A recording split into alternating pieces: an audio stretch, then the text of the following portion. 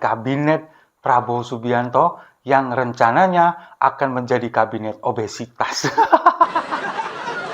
Dan untuk menggaji para pejabat itu, pajak kita yang akan dinaikkan. Nah, saya ini bingung sekarang, harus sedih atau ketawa?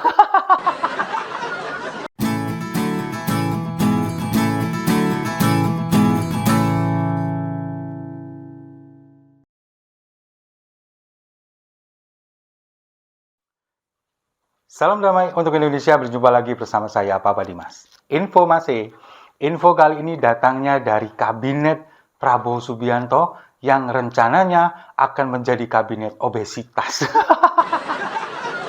Dan untuk menggaji para pejabat itu, pajak kita yang akan dinaikkan.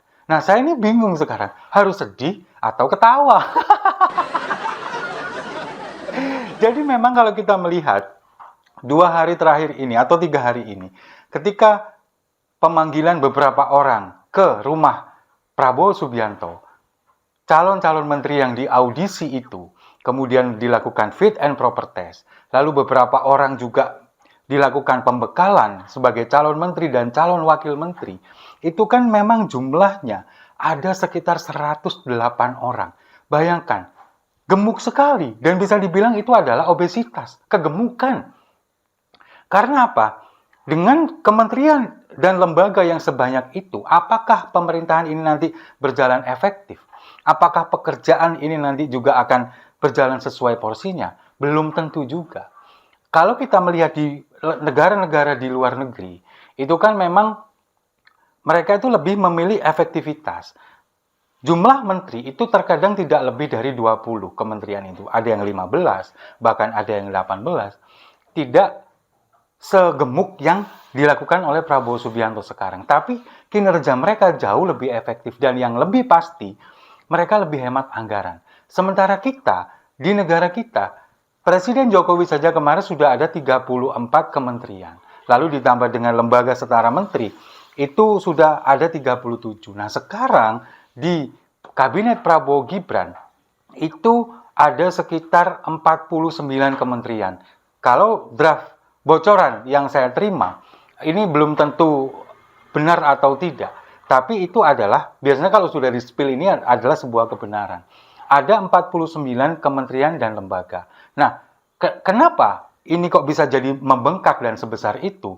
Karena ada di beberapa kementerian, itu kemudian dijadikan Kemenko, lalu kemudian dipecah.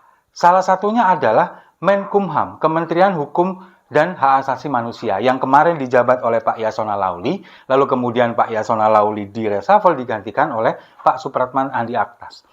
Di Kementerian Prabowo Subianto, di Kabinet Prabowo Subianto, ini Hukum dan HAM itu dijadikan kementerian koordinator. Jadi ada Kemenko Hukum dan HAM.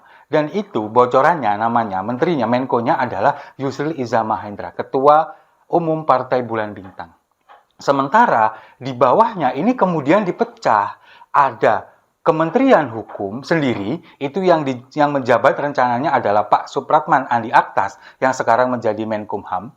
Lalu kemudian ada Kementerian Hak Asasi Manusia, ada sendiri. Dan siapa menterinya yang rencananya menempati posisi itu? Natalius Pigai.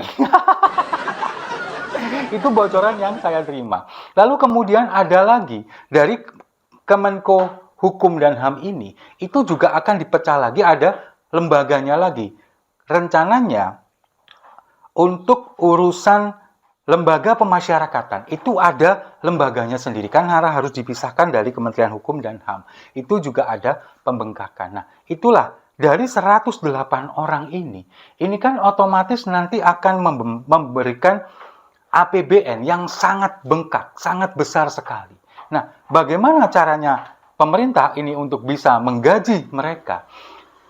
Kalau kita melihat sekarang, rencana itu sudah mulai dicanangkan.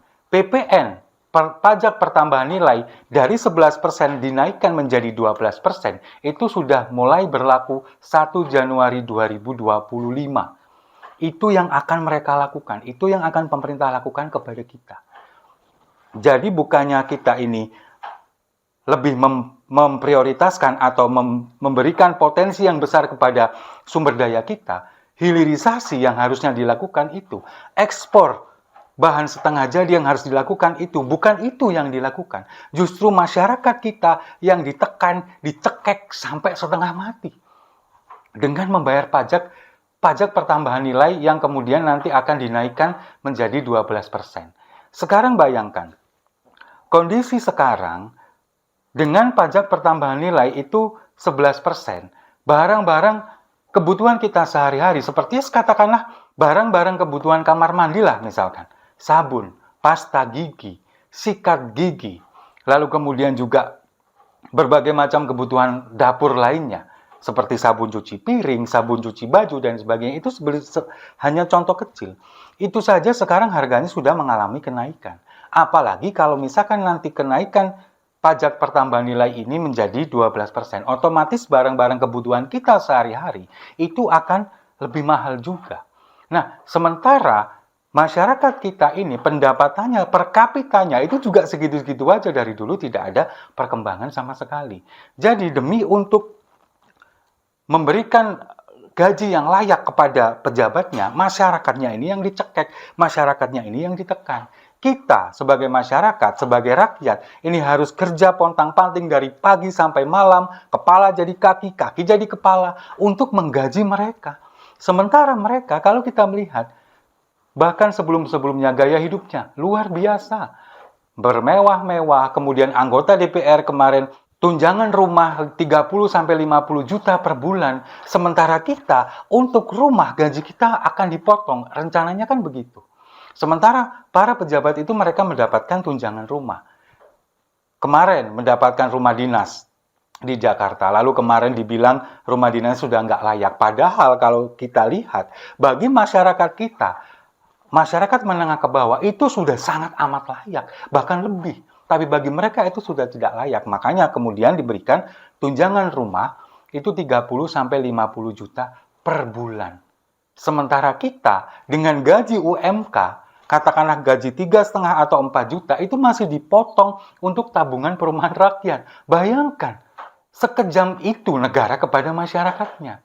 Lalu kemudian sekarang dengan kementerian, jumlah kementerian dan lembaga yang sampai 49 kementerian dan lembaga, kemudian dengan jumlah orang yang sampai 108 orang, itu apakah tidak terjadi pemborosan?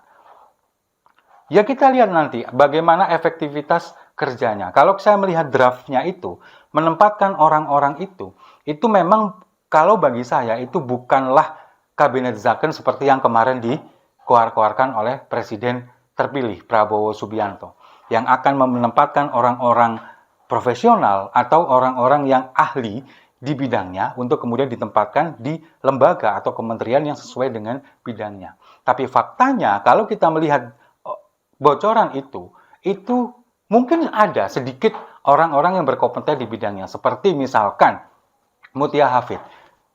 Beliau adalah mantan jurnalis, kemudian juga mungkin paham masalah komunikasi dan informatika. Ditempatkan di Kementerian Kominfo. Tapi ingat, Mutia Hafid juga adalah politisi Partai Golkar. Dia adalah anggota DPR RI dari Partai Golkar di periode sebelumnya. Meskipun dia katakanlah orang di bidangnya, ahli di bidangnya, tapi dia juga terafiliasi dengan partai politik. Jadi kalau misalkan ini dibilang murni kabinet Zaken, enggak.